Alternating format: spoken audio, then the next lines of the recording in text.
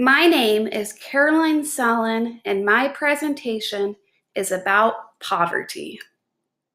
All of the information in my presentation comes from this textbook, Parents as Partners in Education, Families in Schools Working Together, 8th edition. If I ever cite sources not mentioned in this textbook, but instead from another source, I will let you know. Otherwise, please assume all of the information in this presentation comes from this textbook. So, before we begin talking about poverty in detail, let's talk about the definition of poverty. Poverty is defined in the United States according to the income of the person or family.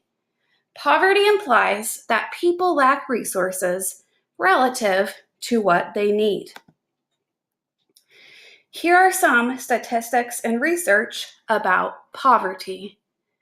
The number of people living in poverty has fluctuated in the United States from 1959 to 2009.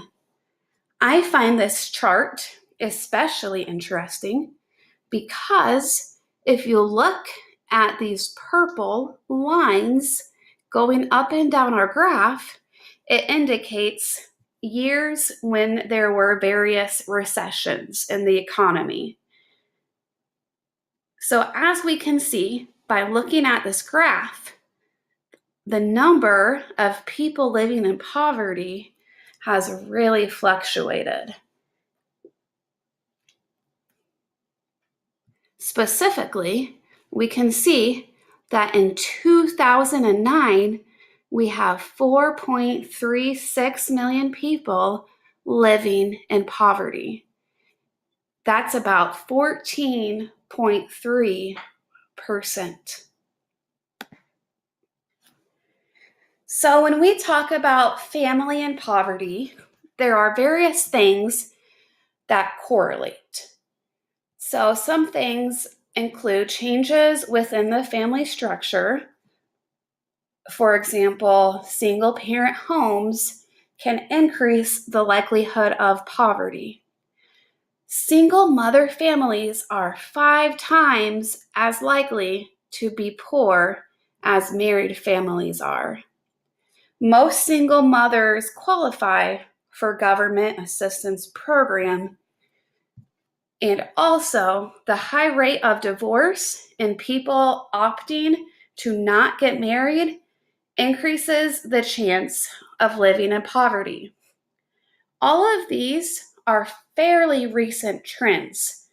The number of divorce, single mother families, and unmarried people has all increased the frequency of poverty. Here are some statistics relating poverty and marital status.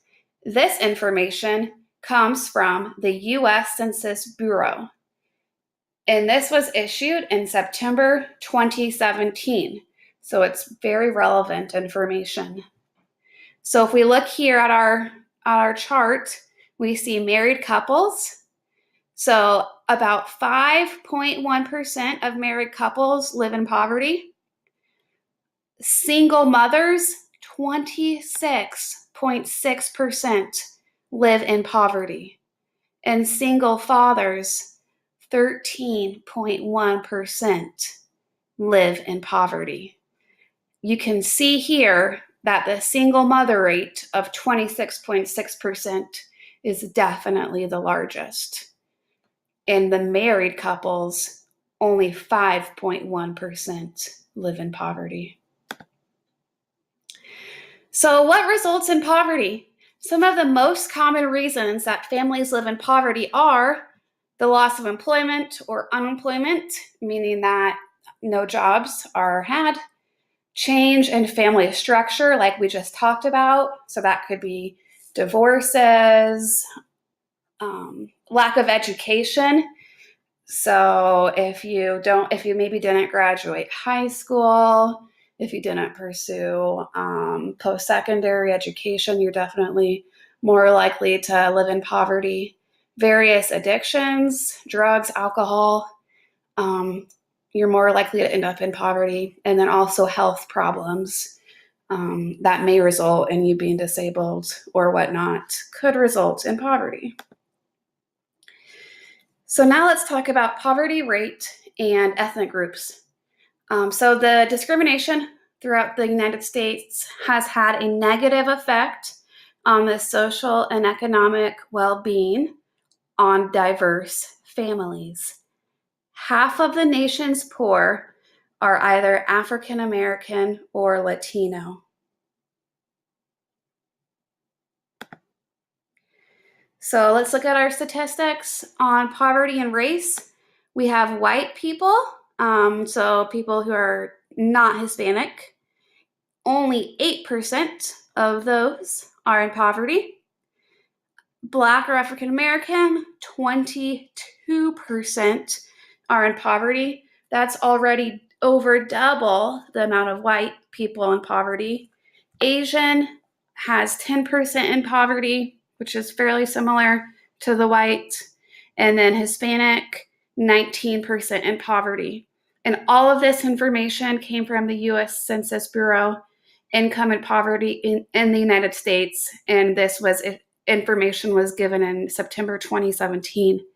So if we look, it's evident that Black and Hispanic are the two highest percentages of poverty, and then white and Asian, only 8% and 10% in poverty there. So when we think about why these ethnic groups have such high rates of poverty, some of the reasons are few opportunities for better paying jobs and education, especially higher education, are reasons why Latinos and African Americans fall behind in the income level. It is so important to have good education and good job opportunities. All of the research shows that the more education you have, the more likely you'll get a job and the less likely you'll be in poverty. So that is one of the reasons why Latinos and African Americans do fall behind. They just have fewer opportunities. When we consider looking into poverty and disability, now this is something that was not covered in the textbook very much, but I am a special education teacher and I was especially interested in this. So once again, I refer to the U.S. Census Bureau, the Income and Poverty in the United States from 2016, issued in September 2017. People without a disability, about 10% are in poverty. Those with a disability, 26.8% are in poverty. So that's well over double your likeliness to be in poverty if you have a disability as opposed to if you do not have a disability. So Americans with a disability, about 4.1 Americans are in poverty.